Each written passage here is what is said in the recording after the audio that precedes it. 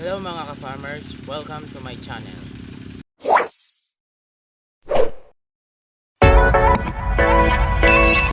For today's video mga ka-farmers ay ating itutuloy itong part 2 ng ating paggawa ng ating free-range net.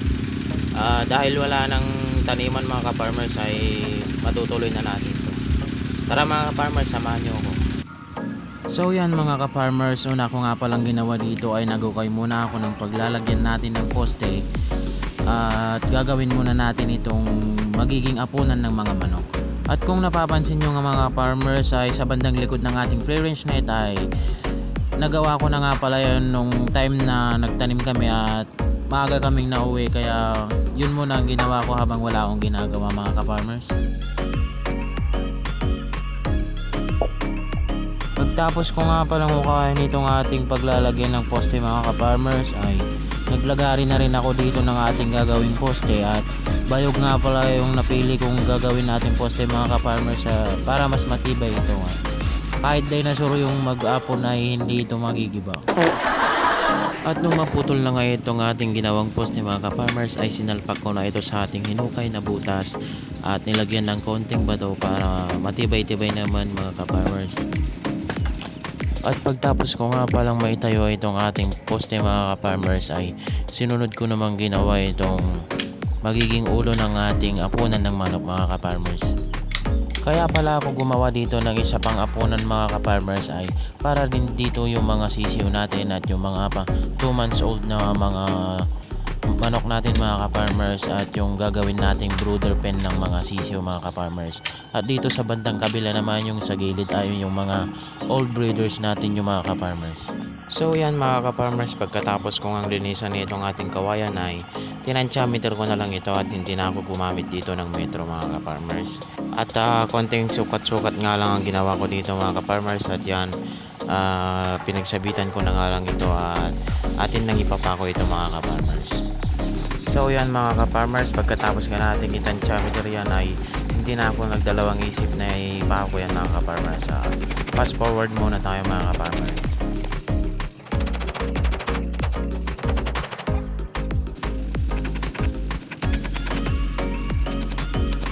So yan mga ka-farmers, natapos na nga natin ilagay itong beam ng ating apunan ng manok, at sunod naman natin gagawin ay itong magiging ulo ng ating kulungan ng manok mga ka-farmers, at yan yung magsisilbing pagtatalian natin ng kukunin nating panaw mamaya mga ka-farmers. At hinati ko na nga lang ito ng pantay-pantay mga ka-farmers at atin nang ilalagay ito mga ka-farmers.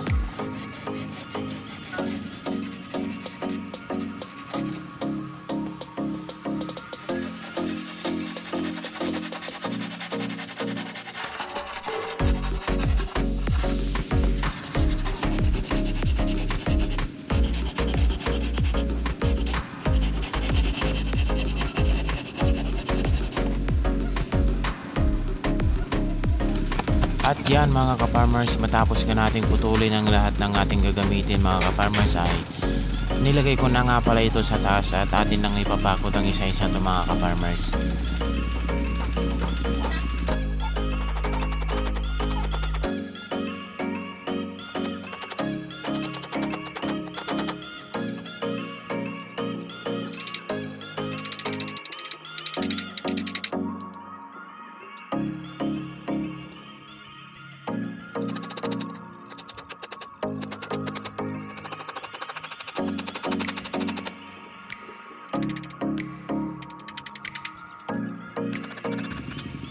So yan mga ka-farmers, natapos na nga natin gawin itong ating magiging apunan ng mga manok, at wala pa nga tayong malalagay na bubong dyan mga ka-farmers. Kukuha pa lang ako mamaya ng panaw dun sa may fish pan mga ka-farmers. At bago nga pa lang lahat mga ka-farmers ay tinapos ko nga muna itong ating free range net mga ka-farmers. Inayos ko muna ito, at kahit hindi pa pwede yung ating apunan ng manok ay pwede nating ikulong dito yung mga manok natin mga ka-farmers.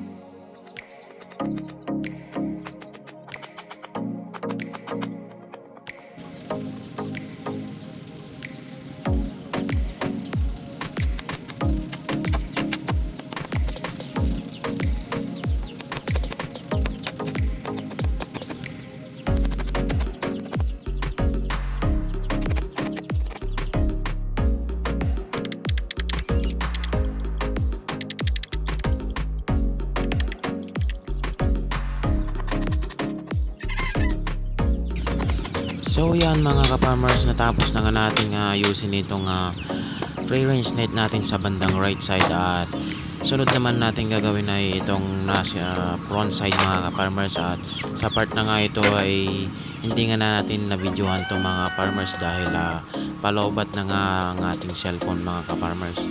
Ang binidyohan ko na lang dyan mga ka-farmers ay yung finished product ng ating ginawa ngayong araw mga ka-farmers. At sunod na ginawa ko dyan mga ka-farmers ay pagkatapos ko nga palang kumain ay pumunta na ako dun sa fish pond mga ka-farmers, at kumuha na tayo dyan ng pambubong natin dun sa ating ginawang apunan ng mga manok. Panaw nga muna pala yung pansamantala natin gagamitin mga ka-farmers dahil wala pa tayong budget para pambili ng yero mga ka-farmers. Kahit maliliit pa lang ito mga farmers ay ayos na rin ito mga ka-farmers, at kapalan na lang natin ng konti nang sa ganun ay hindi naman mabasa itong ating mga sisiyo mga ka-farmers.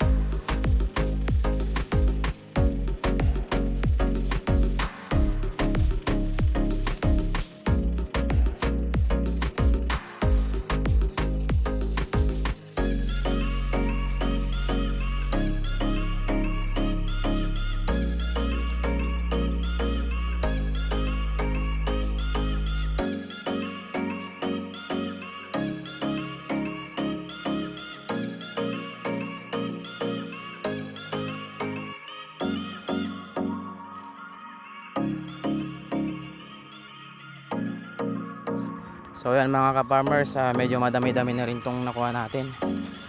Tamang-tama na rin siguro to para sa ating pabahay ng mga manok. Ayan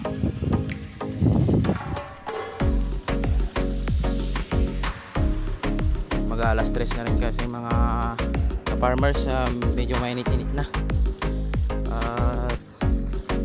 Iayos ko na lang itong mga ka-farmers at iatid ko na dun sa bahay. Tayo maligo na rin. Sobrang kati mga ka-farmers, wala pa naman tayong jacket. Sa mga hindi pa nakapag-subscribe mga ka-farmers, mag-subscribe na kayo para updated kayo sa mga susunod pang ating mga video. Hanggang dito na lang muna yung mga vlog natin mga ka-farmers. Update ko na lang kayo kapag gagawin ko na yung bubong ng ating kulungan ng manok. Papatuyo pa natin ito mga ka-farmers.